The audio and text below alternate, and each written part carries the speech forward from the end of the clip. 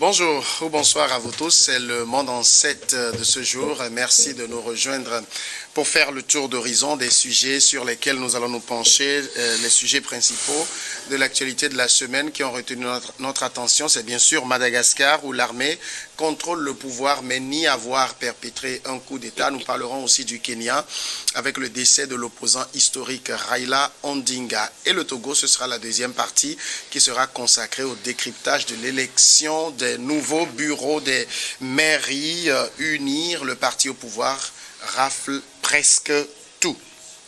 Mes deux invités pour faire le débat, Akleso Eso, il est consultant, coach, il est habitué de cette émission. Bonsoir Akleso. Bonsoir Samuel, bonsoir Monsieur Azeglo, bonsoir à tous les téléspectateurs de New World et bonsoir également aux sympathisants. Merci d'accepter l'invitation. Face à vous, Frédéric Azeglo, cadre de l'Union pour la République qui jubile. Bonsoir Frédéric Azeglo. Bonsoir Samuel, jubilé avec nous. Ouais. Merci d'être avec nous. On prend tout de suite la direction de Madagascar, la grande île. Au lendemain du renversement d'André Rajoelina, le colonel Michael Randrianirina, on va s'habituer à ce nom, a été investi président de la transition dans le pays. L'Union africaine a suspendu Madagascar de ses instances. Antananarivo, à la capitale de Madagascar, a donc assisté à l'officialisation du pouvoir du nouvel homme fort 2 jours après la destitution d'André Rajoelina par l'Assemblée nationale. C'est désormais le colonel Michael Randrianirina que vous voyez sur les images, chef du contingent militaire du CAPSAT, qui a été investi président de la refondation de la République de Madagascar. Ce n'était pas un coup d'État, c'est ce qu'il dit, c'est une prise de responsabilité parce que le pays était tombé au bord du gouffre. C'est les mots qu'il avait employés au moment de son action. Frédéric Azeglo, lorsque des militaires prennent la place d'un pouvoir civil, est-ce que ça peut avoir un autre nom, surtout quand ça ne passe pas par des élections, est-ce que ça peut avoir un autre nom que coup d'État? Oui, bonjour Samuel. Une telle action peut se faire appeler la révolution, le redressement, tout ce que vous savez. Parce que quand nous allons au Gabon, ça a pris un autre nom. Ils l'ont appelé, je ne sais pas, quelque chose. Et quand vous allez en Guinée, chez Mamadi Doumbouya, ça a pris un autre nom. Lorsque Moussa Dadis Camara était venu, ça a pris aussi un autre nom, puisque le mot coup d'État ne respecte personne. Et donc, il n'est pas facile à un homme de prononcer une injure que quelqu'un peut vouloir prononcer contre lui. Chaque fois que des acteurs politiques ou des militaires prennent le pouvoir, ils disent qu'ils veulent apporter la solution à un problème interminable, problème qui ne finit pas, et ils pensent que c'est la solution qu'ils apportent. Alors, appeler cette action directement coup d'État par eux-mêmes, ça va être difficile, mais c'est peut-être une correction qu'ils apportent, c'est une résolution qu'ils font, ou c'est juste un aménagement. En Côte d'Ivoire, ils avaient appelé ça un gouvernement de salut public, etc. Donc, ça prend le nom du principal acteur, que le principal acteur veut donner à cet événement. Akleso Eso, coup d'État ou pas? Bien sûr, c'est coup d'État, il peut changer le mot, faire un jeu de mots comme il le veut.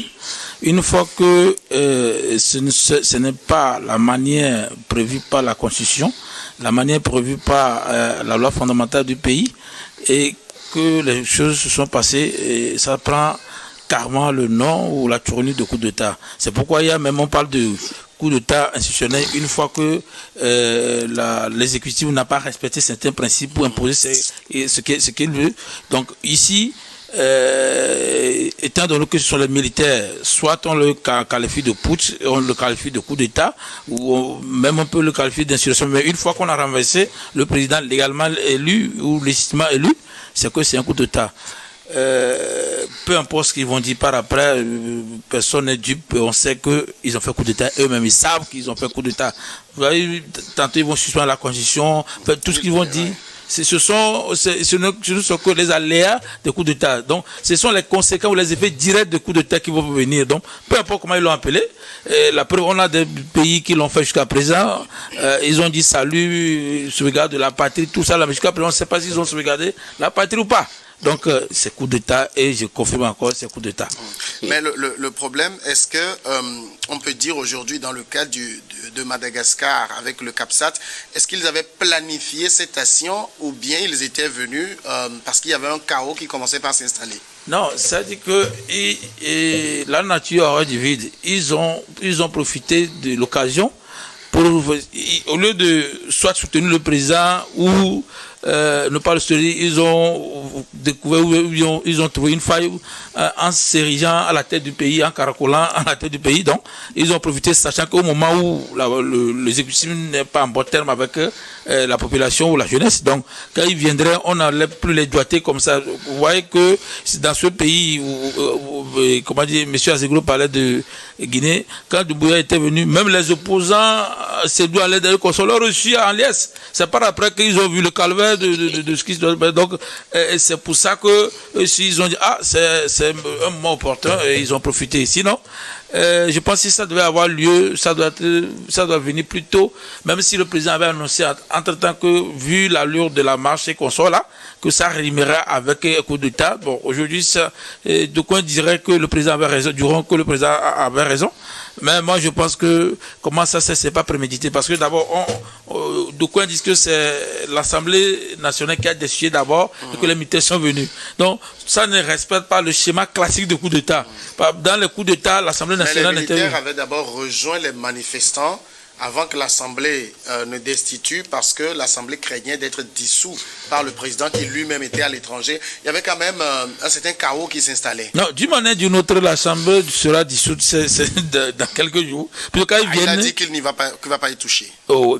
Une fois que la Constitution n'a pas prévu que tu viennes comme ça pour tout caracoler à la tête du pays, c'est anticonstitutionnel et l'Assemblée ne peut pas accepter s'ils sont là. Donc, pour que l'Assemblée ne bloque pas les choses légalement, ils sont obligés, ou il est obligé d'essuyer l'Assemblée pour avoir je le dis, on va suspendre la Constitution, on va dissoudre l'Assemblée, toutes les institutions de l'Europe ne vont pas fonctionner jusqu'à ce qu'ils fassent ce qu'ils veulent avant de remettre. Sinon, c'est un coup d'État classique qui n'a pas respecté, quand même si eux, ils l'ont vu venir, peut-être que l'Assemblée nationale a essayé seulement de dire que nous ne sommes pas du côté de personne, mais elle sera quand même dissoute. Alors, actuellement, les institutions sont dissoutes.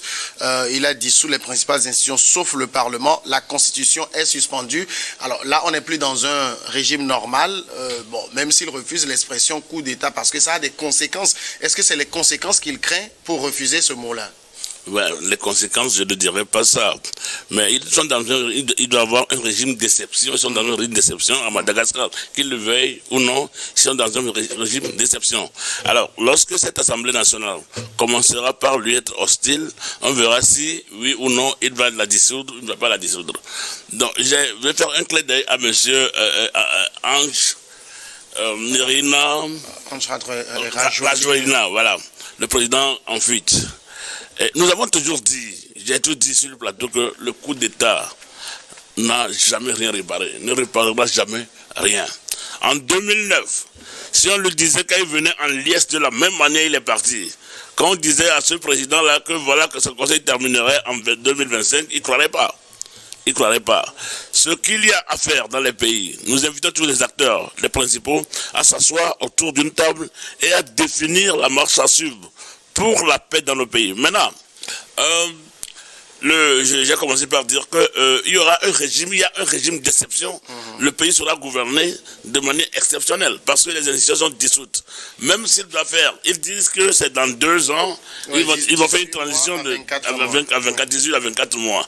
Ils vont faire une transition. Là, c'est encore, il faut attendre de voir. Parce que les Doumbouya n'ont jamais fini leur transition jusqu'à maintenant.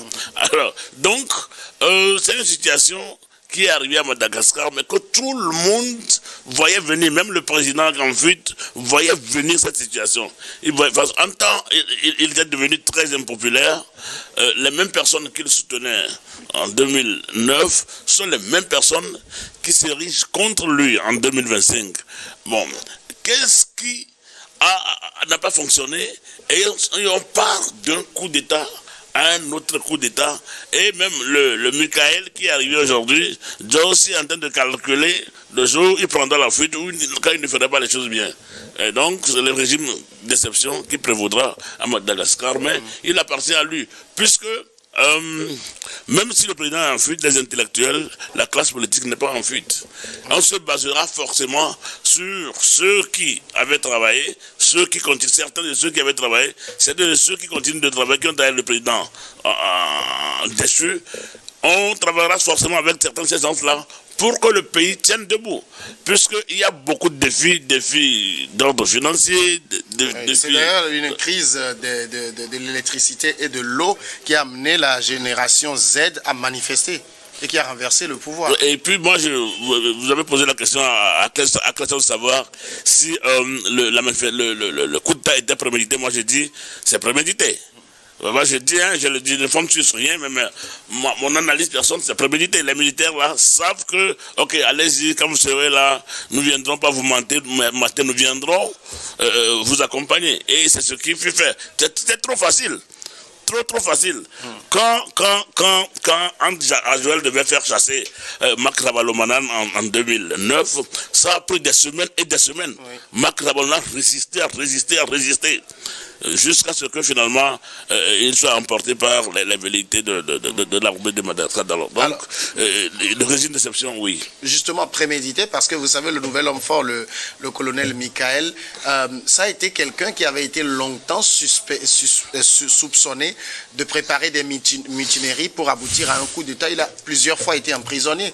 Et le voilà au sommet de la gloire. On dit, d'abord, sous d'autres cieux, si on soupçonne un colonel de coup d'État, on devait l'enfermer depuis même de ne pas, des fois même le radier. Si on l'a jusqu'à présent, je pense que quand on parle de préméditation, c'est l'écart entre quand la conception a eu lieu et quand l'acte, on a passé à l'acte n'est pas trop large.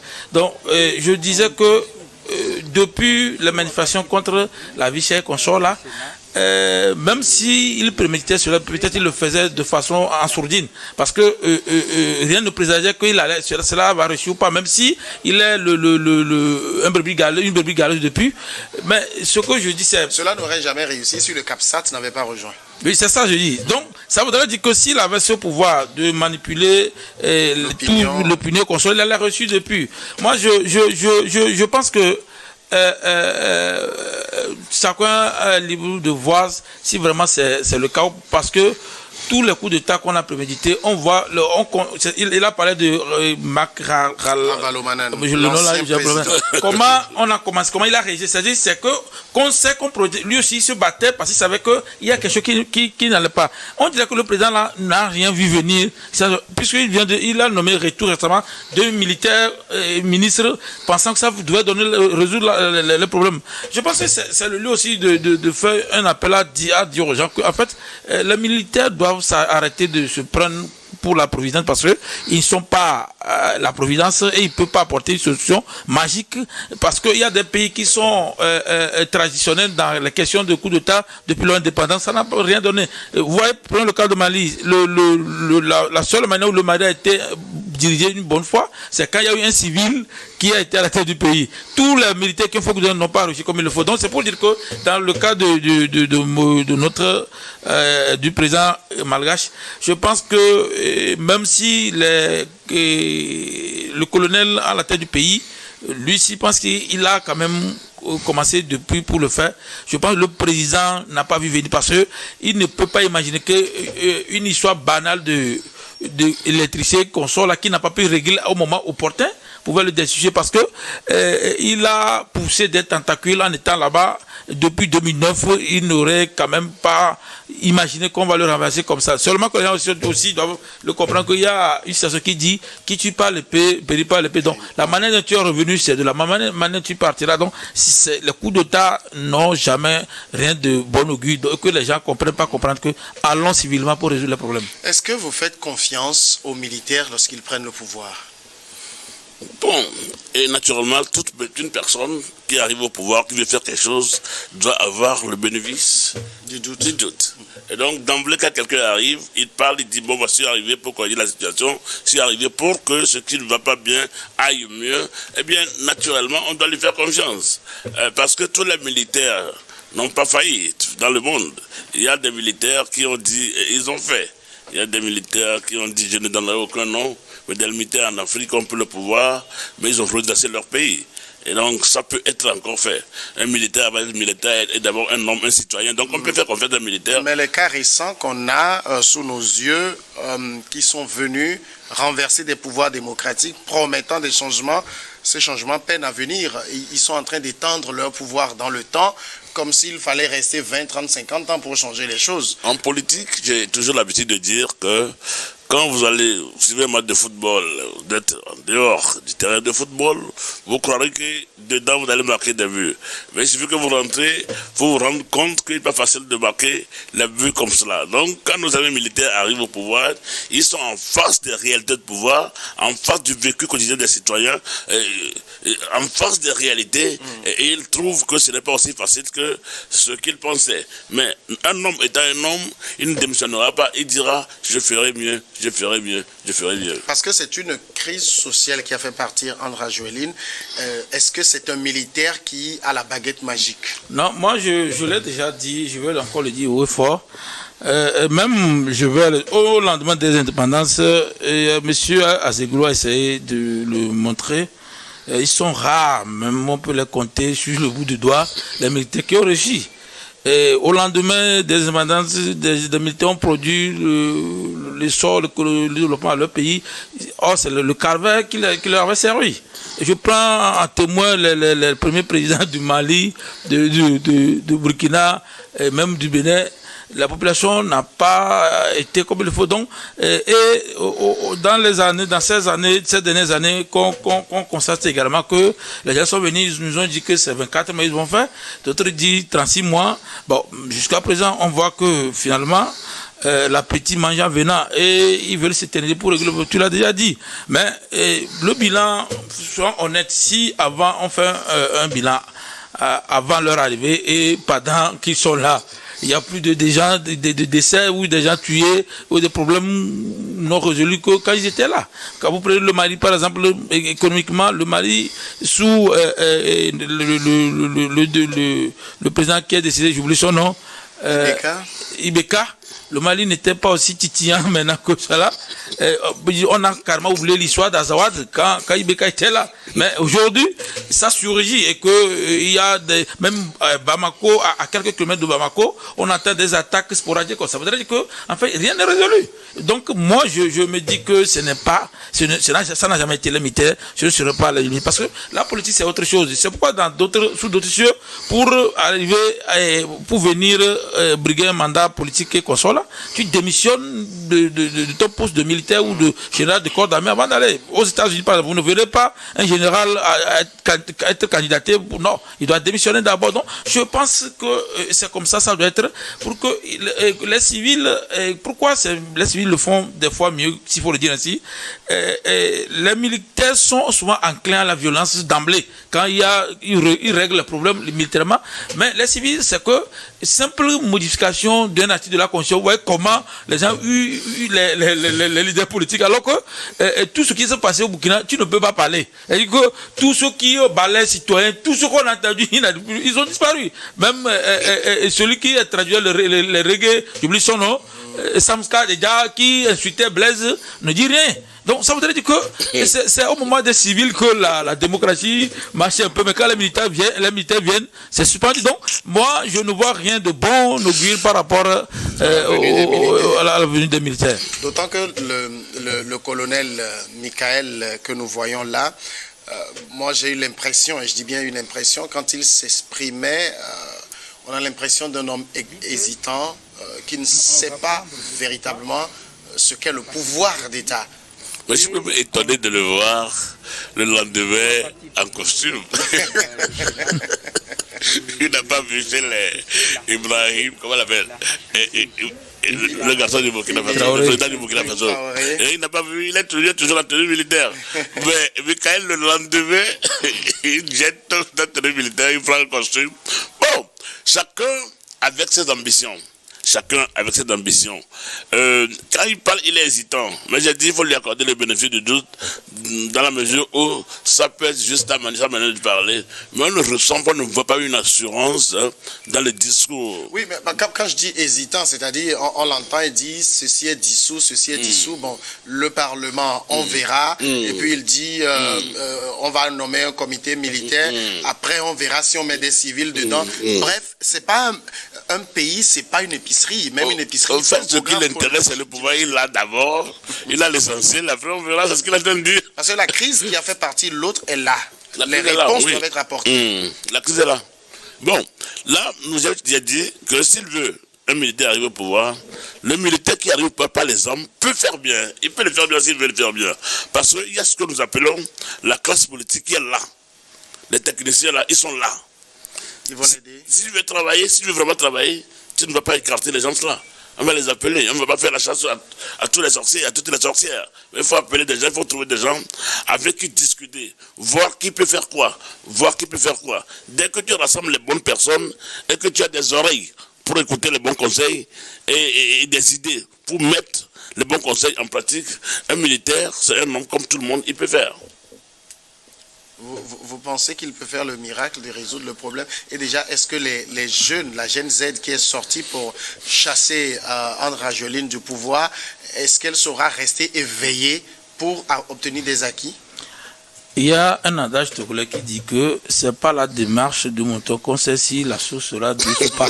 Donc moi, s'il a commencé par titiller, c'est que je suppose qu'il ne peut rien foutre parce que au moins, c'est pourquoi je dis que je doute fort qu'il l'a prémédité parce que normalement, il faut ces institutions, il faut ce programme bien avant de venir.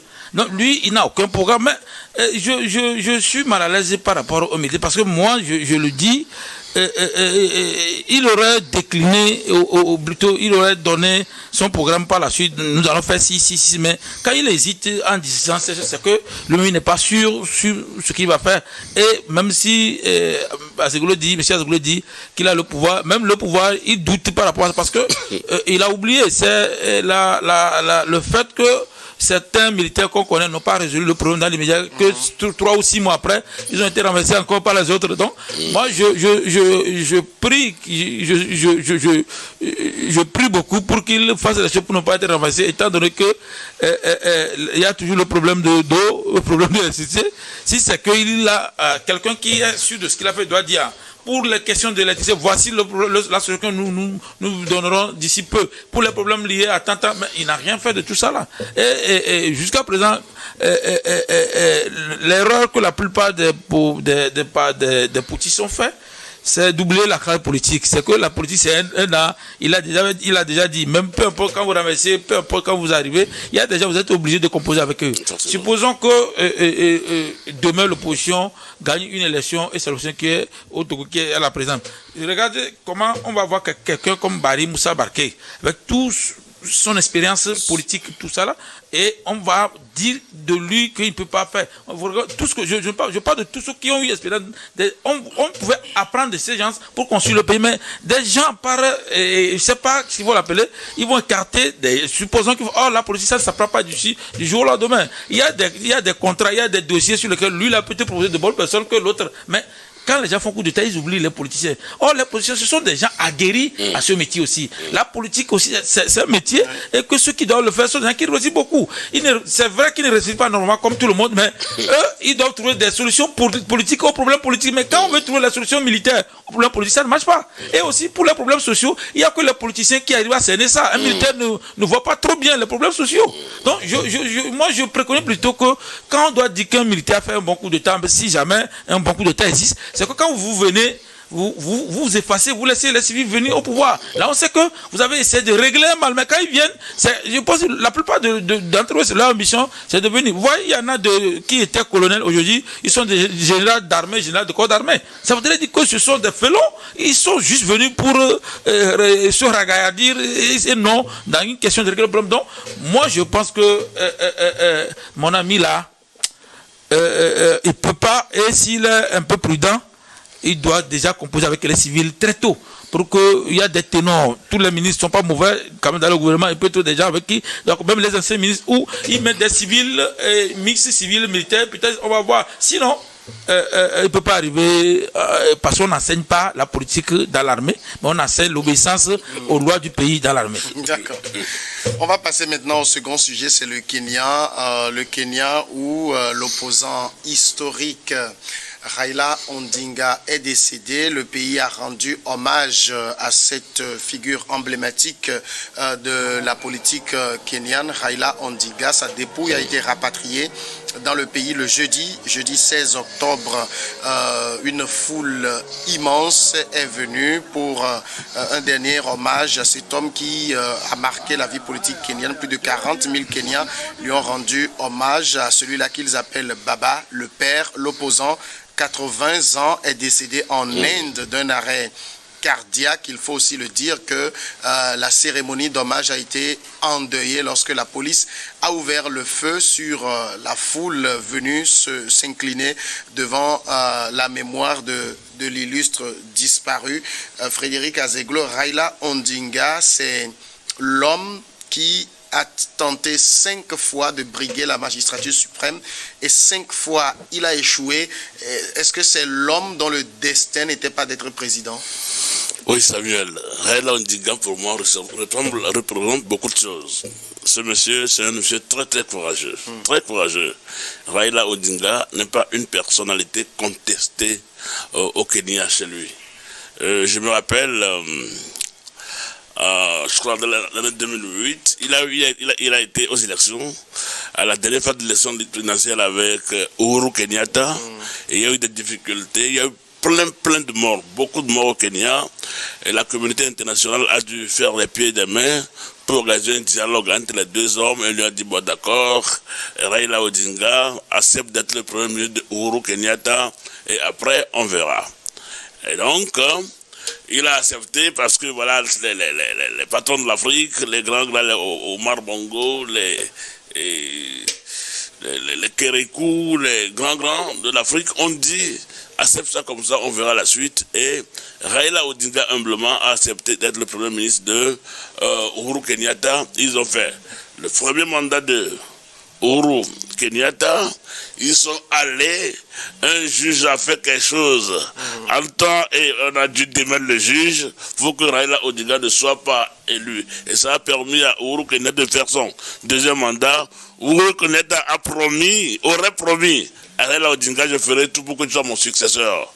Et ici dans la logique là, quand patatras, un certain William Ruto arrive avec force, Uhuru Kenyatta refuse de le soutenir, mais la nature, avec ses vérités, William Ruto est élu à la tête du Kenya au détriment, au nez à la barbe de Raila Odinga. Mais ce monsieur conserve une popularité impossible au Kenya. C'est quelqu'un qui est respecté dès qu'il claque le doigt, il donne un mot dont c'est très suivi. Il y avait une histoire du pain ou de quelque chose au Kenya l'année passée. C'est lui qui avait dit et les gens étaient sortis. Et donc, je vais dire que il est vrai, le travail est là, mais il y a naturellement des choses qui sont écrites sur la vie des gens. Il y a des gens qu'on n'a jamais vu venir, mais avec un petit tour, sont devenus chefs d'État et ils ont passé leur temps. Mais il y a des gens qui ont été très proches du pouvoir, mais n'ont jamais réussi à s'asseoir sur le fauteuil là. Je fais un clin d'œil à ce opposant nigérian qui disait qu'il devait sortir de prison pour être président et qui était mortel au temps de... C'est lui qui était mort et Obasanjo était venu au pouvoir. Donc, Raila Odinga n'a pas en lui l'essence du pouvoir. La popularité de cet homme tenait aussi du fait qu'il vient d'une des ethnies très importantes dans le pays, c'est un Luo. Il est au niveau ethnique, on dirait que c'est une notabilité. Est-ce que tout cela a joué à forger le personnage qu'on a connu, tenace, combatif, défenseur des droits humains? Je pense que c'est plutôt sa probité morale qui a beaucoup fait de lui ce qu'il est. Parce que quand il s'agit de défendre la population ou le peuple, il n'hésite pas à rentrer en guerre avec son adversaire dans le temps,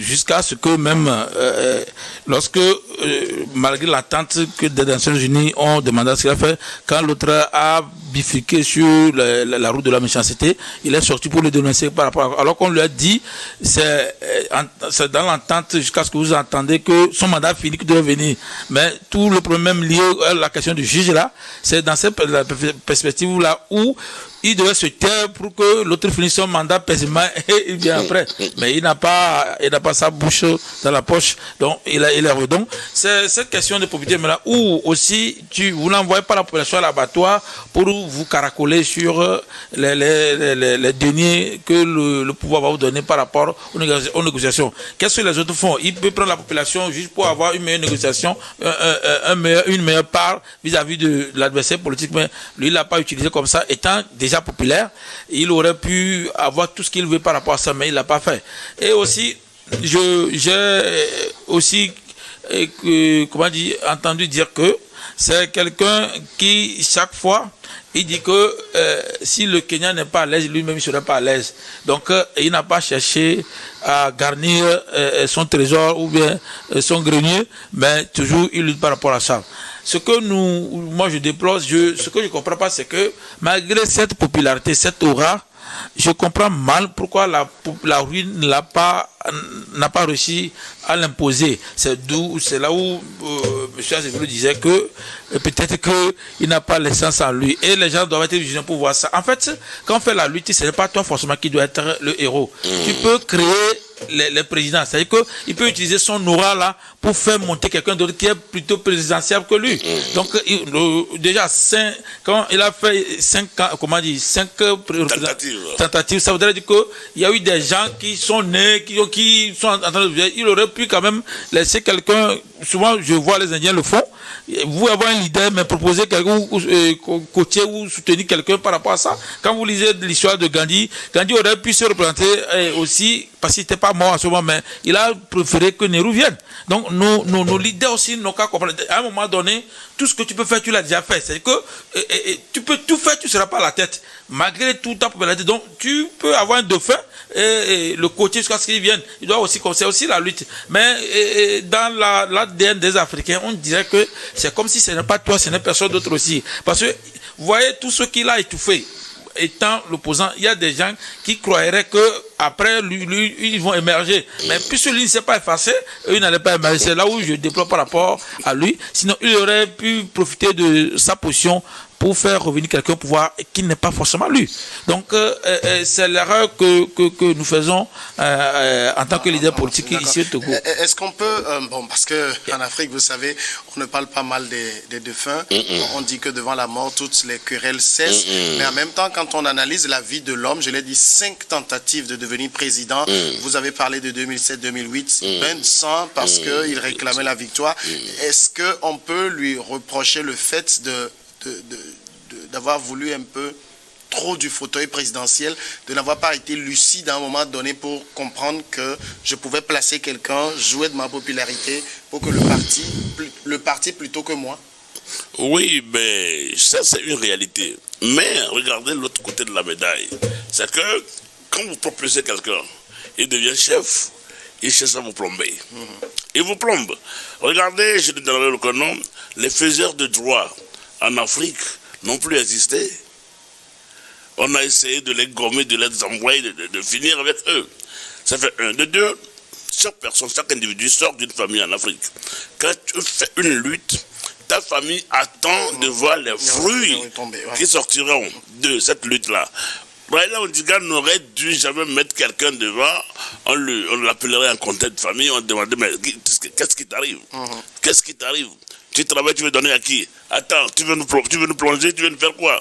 Donc, même sa famille proche refuserait ça, sa communauté de base, son village, sa région, ils refuseront. Ses amis diront, non mais Odinga, ce que tu voulais faire là, c'est pas bien. Bon, donc, en Afrique, les luttes prennent des noms propres. Les luttes pour le pouvoir prennent des noms individuels. Et donc, c'est ça qui fait que... On peut dépasser ça. Un homme de la trempe... On doit dépasser. Odiga, c'est un meneur. C'est un meneur. En principe, c'est ce que mon frère Aklesawa disait, c'est un meneur. Il met quelqu'un devant et le truc est fait. Mais il a voulu que ce soit lui. Il n'a jamais atteint le sommet. Et il est mort opposant. C'est déplorable. Mais bon. Alors, sa mort, je l'ai dit, les hommages se sont aussi transformés en bousculade. La police a dit utiliser des balles réelles.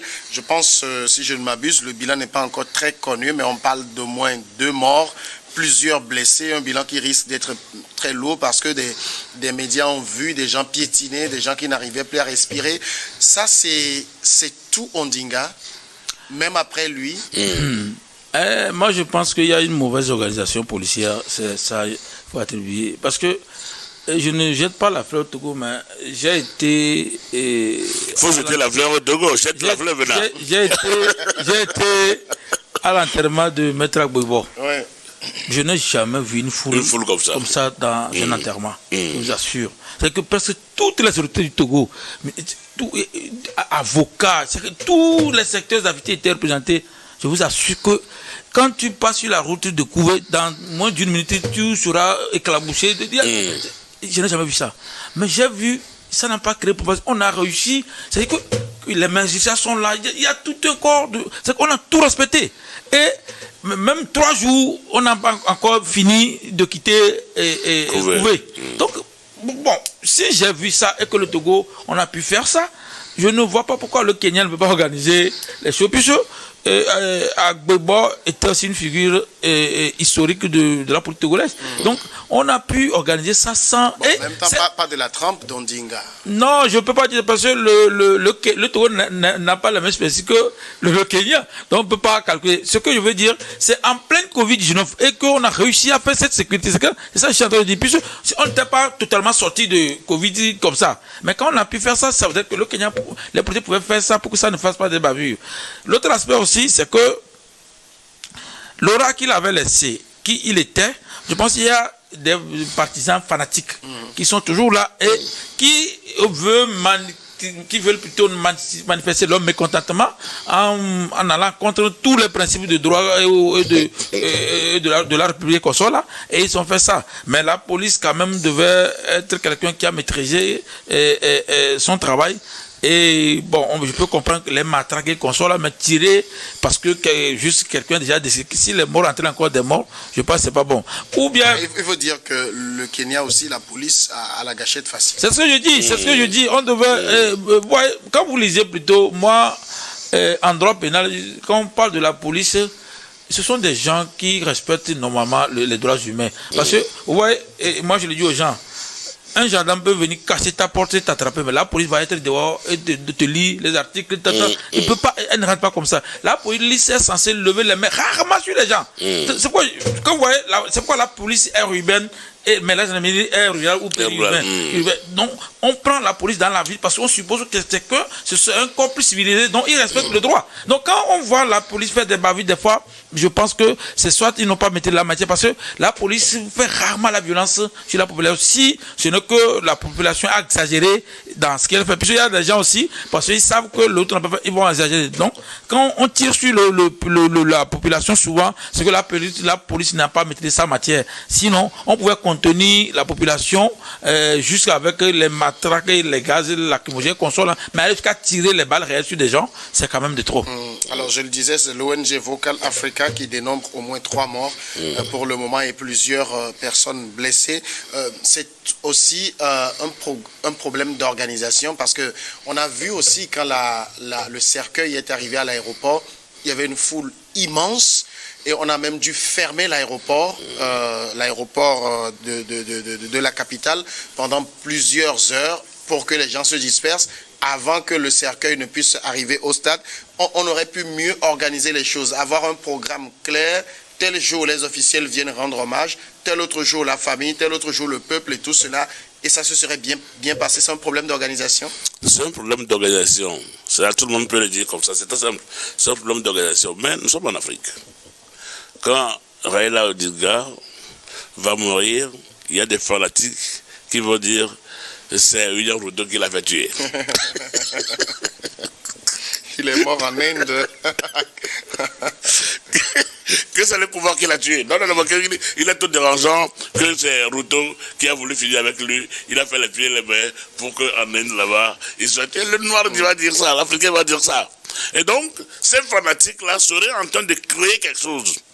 Seraient en train de vouloir créer quelque chose. Je parle au conditionnel. Et donc, il est vrai, la police du Kenya a la gâchette facile, certes. Mais il y a eu quelque chose. Je crois qu'à la fin, il y aura une commission d'enquête qui pourra éclairer l'opinion nationale kenyane et l'opinion internationale sur la raison qui a poussé des policiers à tirer à balles réelles. Les gens ne manifestent pas, en principe. Ils sont venus aux funérailles.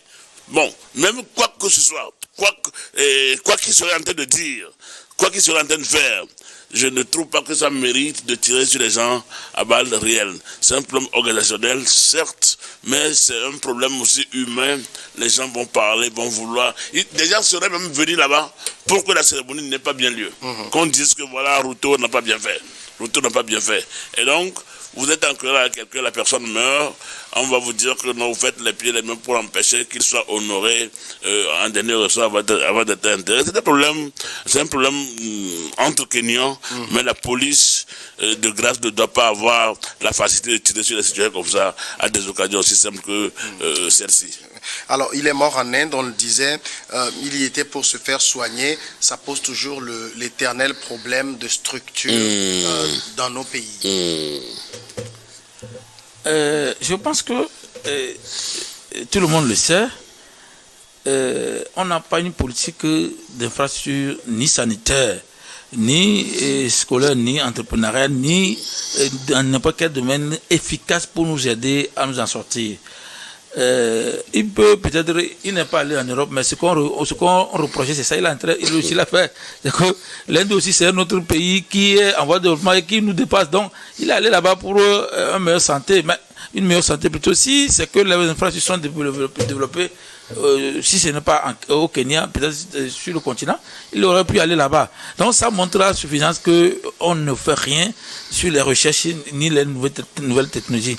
Même d'aucuns disent que les soi-disant hôpitaux qu'on nous montre, qui sont de nouvelles technologies, dernières technologies en Afrique, sont des hôpitaux qui tuent le plus. Ouais, quand vous voyez les fameux hôpitaux de référence, c'est là où les gens meurent le plus. Vous voyez, vous prenez Dr Lapia, chaque fois que j'ai des nouvelles de Dr Lapia, non, je ne fais pas le compte publicité. Je dis que très souvent, malheureusement, toutes les fois que j'attends le nom de Dr Lapia, c'est que c'est assimilé à, il y a une autorité qui est allée et ça n'a pas marché. Bon, je ne dis pas forcément c'est cela. Vous savez que nous, en journalisme, on dit que quand le train est à l'heure, il n'y a pas d'information. Donc, ça veut dire que toutes les personnes qui ressortent en bonne santé, on ne les dit pas. Il y a un qui meurt. Donc, ça veut dire que non, eux aussi doivent faire une publicité maintenant.